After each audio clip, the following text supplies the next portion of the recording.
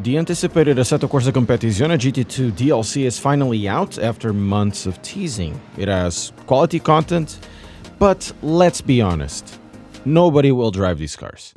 The GT2 DLC is almost purely a content DLC, coming with a good bunch of content, namely 6 GT2 cars, but most importantly, it brings a new track, so it will be useful for everybody, which will be Red Bull Ring. Now, the GT2 class is a weird one. Before, the racing nomenclature logic for tourer cars would dictate that the lower the number, the faster the car. GT4 is slower than GT3, GT3 slower than the old GT2, and GT2 is slower than GT1 and GTE. I guess someone at SRO decided to have a laugh, as GT2 now is slower than GT3, and it's nothing like the GT2 class that preceded the Le Mans GTE class. The new GT2 is essentially a multi-millionaire class for fuckboys where the cars are still pretty rapid, but on overall pace, slower than GT3s.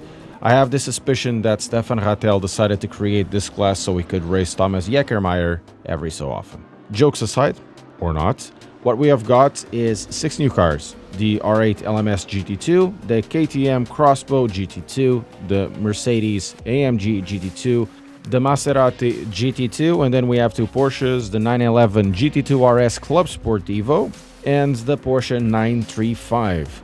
If you don't buy this DLC, you can race against the GT2 class by driving the Ferrari Challenge or the Huracan Super Trofeo, as they are part of the Fanatec GT2 European Series Championship. Adding the track to the pack will give out a DLC price of $18, €18 or £15.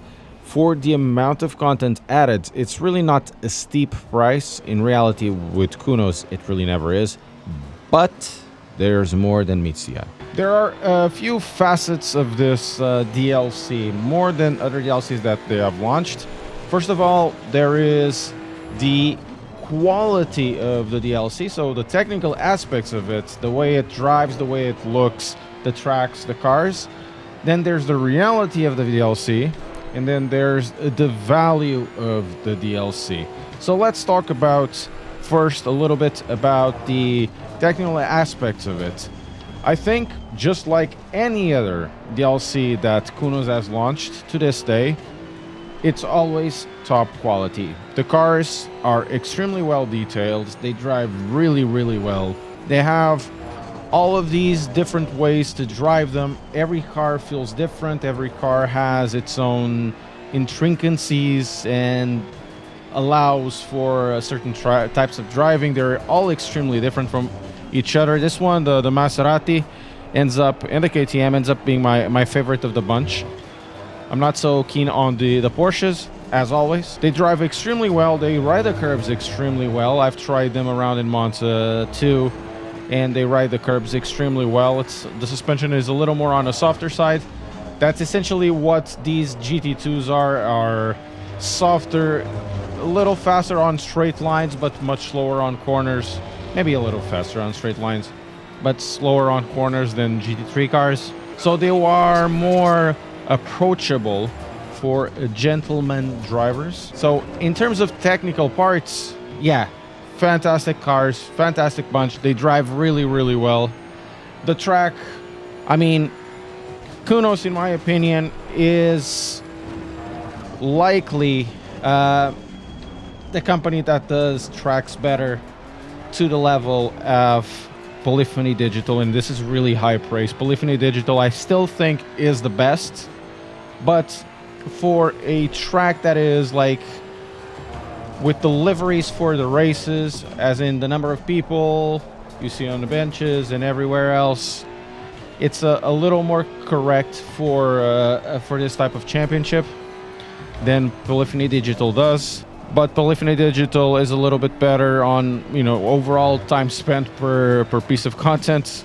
Kunos has still a small group of people, and what they have done here is something close to magical. And I really like how they approach building the tracks. This is likely, uplifted from the old Assetto Corsa. Nothing wrong with that. Probably, I'm not too sure, but if there are similarities, the similarities will be very much under all the things that are different, because this is a whole level different compared to the old Assetto Corsa Red Bull Ring model.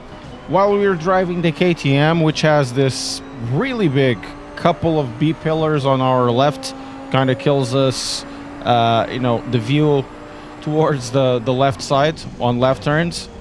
We should talk about then the reality of the DLC. And the reality of the DLC for this DLC is a little bit different than other DLCs that they have launched, because we're talking about a specific championship. And I don't mean that this to any offense to SRO drivers or Stefan Rattel, is that nobody really cares about it.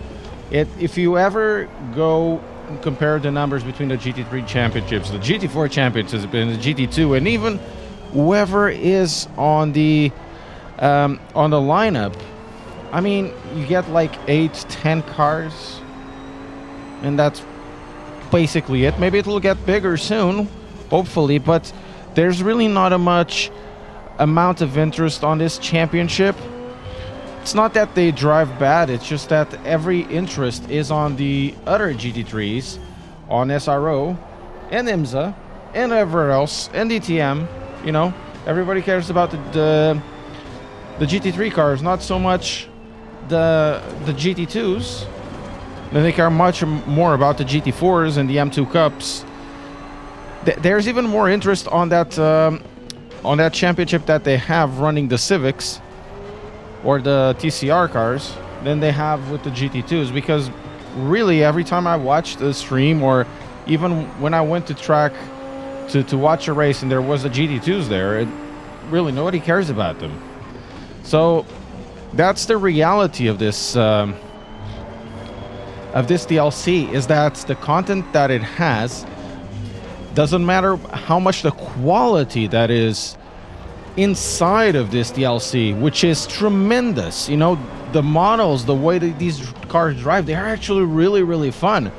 Is that the value, or rather the reality of it, is that nobody cares about GT2 racing. Doesn't really matter if you have excellent models, but in a track, in a game that is meant to replicate what is real life for specific SRO championships, it also replicates the interest that viewers have towards the cars. Now, this is going to lead me to the last point of this video, which I think is the most important. You're welcome to disagree with me, which will be the value of the DLC.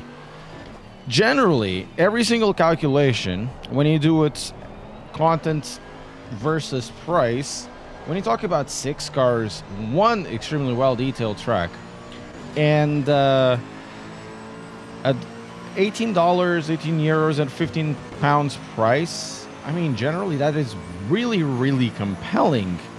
But once again, we are talking about GT2s, and the calculations because of it, they will be extremely different from general amounts of content, especially for Assetto Corsa Competizione is concerned, because, you know, everybody drives GT3s, and we have already been there. They have already launched excellent pieces of content on GT4s and Porsche Cups and whatever else, and everybody plays GT3s still. You know, every other championship is much, much smaller. People don't really have much interest in GT4s, Porsche Cups, Super Trofeos, and whatever. So, because of it, it's very hard to say that this has a lot of value to a lot of people. The biggest piece of content here aren't really the cars, it's the track. And also, on this update, there's something free, which is the VOP updates for GT3s and GT4s, which apparently bring the Lexus and the Nissans back into business. So a lot of people will be happy, including myself, because I do love myself some Lexus action, my favorite car of the game.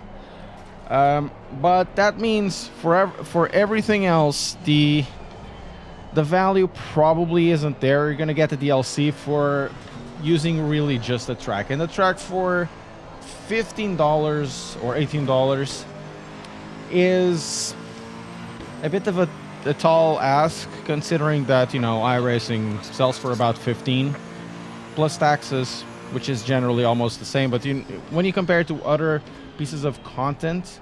Not talking about the quality, I'm talking about the reality of it versus the value that it gives. I don't think that this has that much amount of value.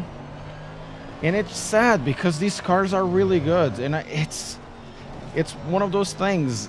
Everybody's gonna play this for a week and then forget about it, like they forget about the GT4s. And the GT4s are awesome pieces of content. It's sad, you know, because this is an excellent DLC, excellent quality of the models, of the track, of the driving, even though I'm feeling everything. But, you know, the sad reality of it is that nobody cares about GT2 in real life. And therefore, these cars will be kind of forgotten, I think. My opinion. And that's really it for me. I think, once again, excellent DLC, but the value isn't really there. I think for most people, if everybody was more interested on GT2 racing and didn't have any experience with everybody in Assetto Corsa just gravitating back to GT3s after other types of content release, well, I would say this is an excellent piece of content because there's a lot of it and at a lot of quality with a relatively low price, but we know better than that. The silver lining will be exactly the track, because the track, once again, and I don't really like Red Bull Ring, the track is really good in terms of details and everything else. So it kind of balances it out, but it's not on the same level as other offers they have done in the past with offering GT3 cars, and then everybody started using those. Because once again, everybody just wants to race GT3s in this game. But those are my opinions. Let us know yours in the comments below. Maybe we'll find something together.